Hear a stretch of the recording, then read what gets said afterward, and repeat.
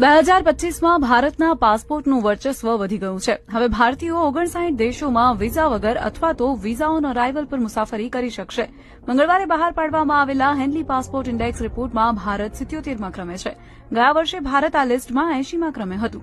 તો હવે નવા રેન્કિંગ પ્રમાણે ભારતીયો આફ્રિકાના 19 દેશ, એશિયાના 18, ઉત્તર અમેરિકાના 10, ઓશનિયા ક્ષેત્રના 10 અને દક્ષિણ અમેરિકાના 1 દેશમાં વિઝા ફ્રી મુસાફરી કરી શકે છે.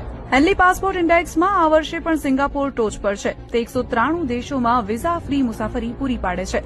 જાપાન અને દક્ષિણ કોરિયા સંયુક્ત રીતે બીજા સ્થાને છે. તેઓ 190 દેશોમાં મુસાફરી કરી શકે છે. બીજી બાજુ નીચે ખસીને બ્રિટન 6ઠ્ઠા સ્થાને છે, જેથી નાગરિકો 186 દેશ, જ્યારે અમેરિકા 10મા સ્થાને હોવાથી 182 દેશોમાં મુસાફરી કરી શકે છે. હેનલી પાસપોર્ટ ઇન્ડેક્સ એક વૈશ્વિક રેન્કિંગ છે જે પાસપોર્ટની તાકાત માપે છે. તે દર્શાવે છે કે વિઝા વગર અથવા વિઝા ઓન અરાઇવલ પર કેટલા દેશોમાં પ્રવેશ કરી શકાય છે. આ રિપોર્ટ હેનલી એન્ડ પાર્ટનર્સ અને